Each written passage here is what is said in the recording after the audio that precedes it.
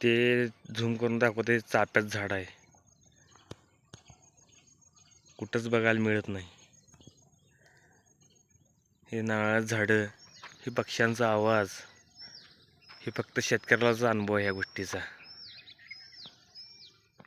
द्राक्ष बाग, हे औषध सोडणं आणि 8 तास दुटीवर जाणं आणि शेतकरी असणं अभिमान आहे मला या गोष्टीचा.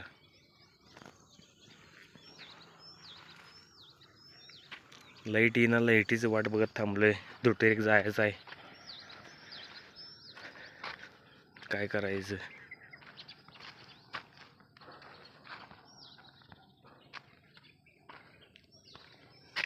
अजून नाही लाईट आली.